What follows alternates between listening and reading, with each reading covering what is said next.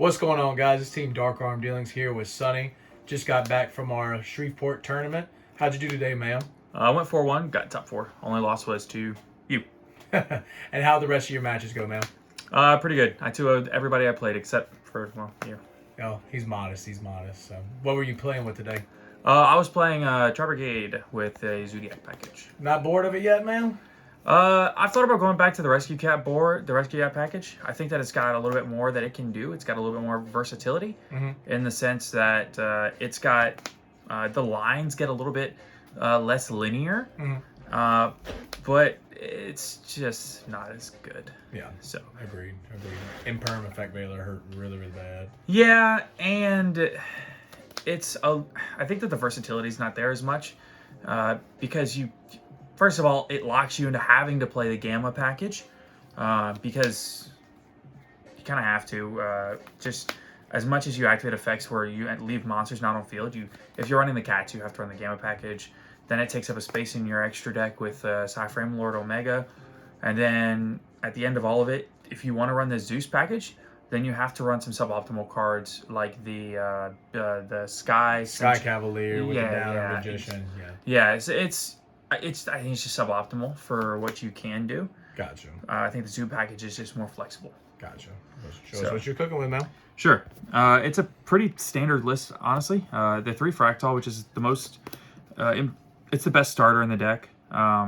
3 Kit, 3 Nerval, which are like your graveyard effects, and I play 3 Karis.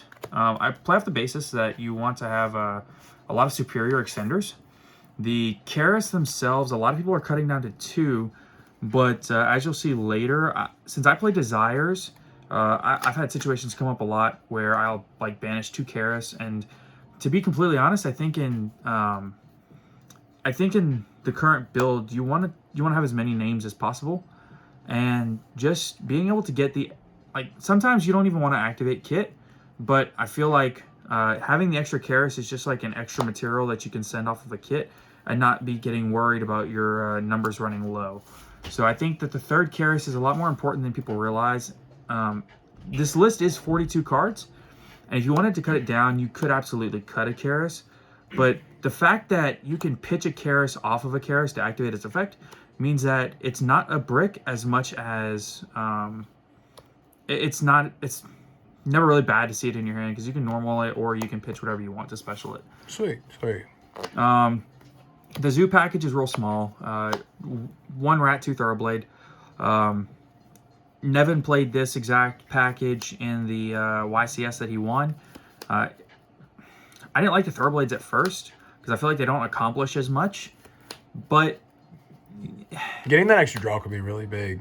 Yeah, the only issue is you have to have another Zodiac card in hand. And most of the time, the only way you have an extra Zoo in hand is if you just happen to hard draw it. So just opening a Thoroughblade in your opening hand and like no other Tri-Beasts and just hand traps it's brutal. Yeah. But if you open it with a Karis, you can pitch the Thoroughblade to activate the Karis, so it's cool, I guess. It's just good. It's better. It is nice though if you have a Thoroughblade in hand and you have a Barrage in hand, you can activate the Barrage to special the Thoroughblade because you can get his effect off of special. Oh yeah. Yeah. So the hand trap lineup was 3 Ashes. Self-explanatory. Right. 3 Veilers for the Tri-Brigade Mirror because Tri-Brigade's a fairly prevalent deck. And 2 Ghost Bells. Actually, I hated the Ghost Bells. Every time it was in my hand, it felt like there was never a good time to use it. I just kind of used it whenever I had the chance.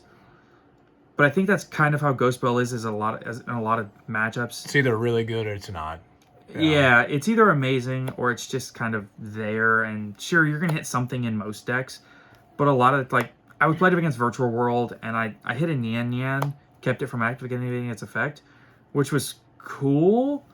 But I think that there's other things that I could have played that could have done more. Yeah, you also didn't play the matchups where it seemed super good. You're right. I like Prank Kids. It's really good because of the things that they can do to like banish and like recycle things from the graveyard, stuff like that. But the Ash, I was actually considering, as crazy as it sounds, like siding them or cutting them or something, because there's certain things this format that it's just like feels underwhelming against because they can just keep going and going and going through an Ash. But it's an Ash. It's too good. You can't cut it. Like, even against... Anytime you catch a rogue deck, it just murders. No.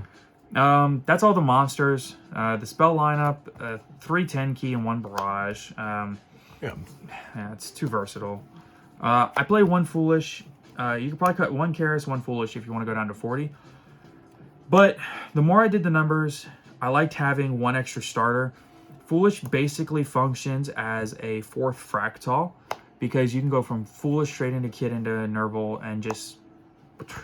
it's 1 Foolish can be full combo. Yeah. The other thing is, if you're running a Foolish, it's either a 13th or 14th starter. And the numbers, it gives you an extra card to side out, which sounds dumb.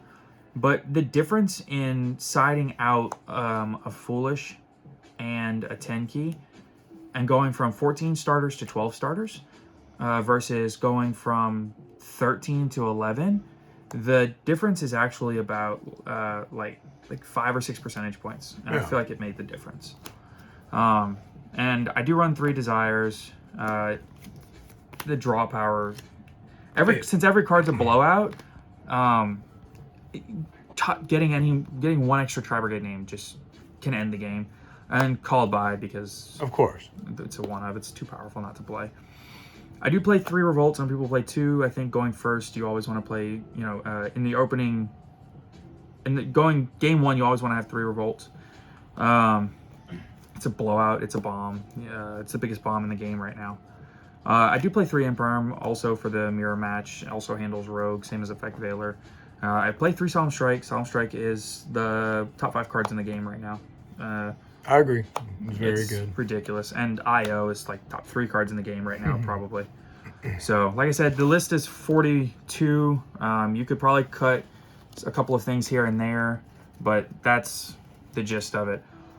Going into the extra deck, we've got... It's the most standard extra deck you'll ever see for Tri-Brigade. Yeah. 1 Almirage, 2 Ferjits, 1 Rampant Rampager. There was some discussion about cutting down to 1 Ferjit to fit in some extra stuff, but I like 2. It's just, it comes up a lot that you need it in the grind game. Yeah, absolutely. 1 Bearbrum is fine. Realistically, you don't need the second search that often. And if you do, if you think you're going to be in a game state where you need the second search, you just hard make it instead. And then you just summon it off Revolt and get another one off when you send with Revolt. So, of course. Double Dragon Lords is amazing. I used this to out Contact C today because the situation came up where I was still able to put a Double Dragon Lords out, and then I just sent the Contact C and bounced something on his field, and then the game was over. 1 Rugal. Rugals can be really an amazing card if you use them correctly. If you end on like a suboptimal board, but you still have a Rugal, you still have a ton of recovery, so it's a good card. Frostvoger, his effect is cool. Sometimes it very rarely comes up. If your opponent is already stopped and they don't have anything in their grave, it can kill them easily. But really, the big payoff in the extra deck is the Shireg, which is awesome. 1 Appaloosa, you have to run Appaloosa. 1 Access Code, you can do it with Topologic Zeroboros, maybe with Boral Sword, but the Access Code is ridiculous. And then the Zeus, 1 Borbo, 1 Chakanine, 1 Tiger Mortar. I had thought about cutting the Tiger Mortar for a while. But you're wild, man. Well, the thing is, the Tiger Mortar 99.9% of the time doesn't accomplish anything except actually just extending. Yeah. It just adds an extra name engrave, which most of the time is unnecessary. And sometimes having like an extra Bearbrum or a 3rd Shireg, I can come up a whole lot more actually. Most of the time, if you can just have the 3 that you get off the Chakanine, most of the time you're just going to go into Ferjit anyway, and special on another one, and you'll have your materials. And you'll have your bodies. Yeah. You'll get the bodies regardless. It's just a matter of how are you going to get them? And I don't think that Tiger Mortar necessarily makes enough of a difference. I don't think it's mandatory. Next is the side deck. 3 Droll for Invoke Shaddoll Dogmatica and Drytron. 2 Nib for Rogue Spammy decks. course. Like Medolce, I played Medolce today, and that came in. They're really there a lot for PK. If you do it at the right time against PK, it just murders. It ends their turn. Skullmeister. This card's super good against Drytron. I didn't side it in once today because I didn't see Drytron, but this card can just destroy them. 2 droplets going second against Build-A-Board decks. This card's amazing, but I used to main deck it, but it just never came up. I didn't like it in the main. 2 twins, 1 duster. I like having duster because I like having the blowout. 3 twins is probably honestly more optimal.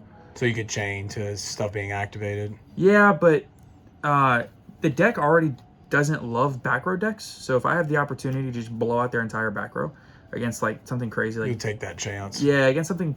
I had a moment one time where I was playing against Prank Kids, and I had a couple of, I think I had an Ash, and he ended on like the cat and like 3 or 4 back row. I should open Duster. I was like, Duster. Bye. Yeah, good game. And then the last is 3 anti-spell. They always come in if you're going first against anything except the mirror match. Some of the siding can be a little weird in this deck because the main deck hand traps are already like really good against everything. Yeah. What I did that most people probably think is absolutely insane. The first cards I side out every time are, I always side out 1 Revolt. I always side out 1 Tenki. And a lot of times, if I need 1 more to fit in like a playset of hand traps, I'll do like 1 Karis. I do the same.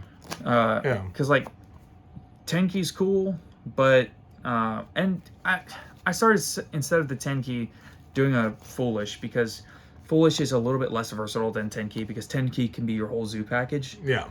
So I started doing that like mid-tournament today, because the more I thought about it, I was like, why am I doing that? Why am I leaving in Foolish when I could, leave in that Tenki when they accomplish the same thing? But realistically, you go all of them, and that's the cool thing about running the Foolish and the Tenki. Like that's the cool thing about running Foolish, is that it gives you an extra side out in almost any circumstance. A lot of people never ever side out IO. I side it out in the mirror. Yeah, I always side it out in the mirror too. Yeah. And if I'm going second, I'll side it out. It could come up, but it's not. Yeah. It's not super optimal, but it is what it is. Yeah, I side out Strikes going second against a lot of decks. Yeah. It kind of depends on what it is, but it's just something you have to be aware of your matchups. But some cards are just like less optimal going first, going versus second, and that's just what it is. So. Well, Sonny, we definitely appreciate it, man. Do you have any shout-outs? Yeah, sure. A lot of people know this by now, I'm sure, but me and my buddy Caleb, we have the Top Cut podcast. It's available on Spotify, Apple iTunes, Audible, basically anywhere you can get your podcasts.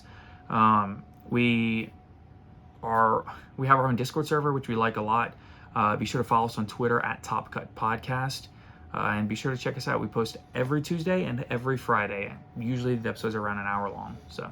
Well, sweet, man. We definitely appreciate it, and thank you for the list, man. No problem. This Team Dark Arm Dealing signing out.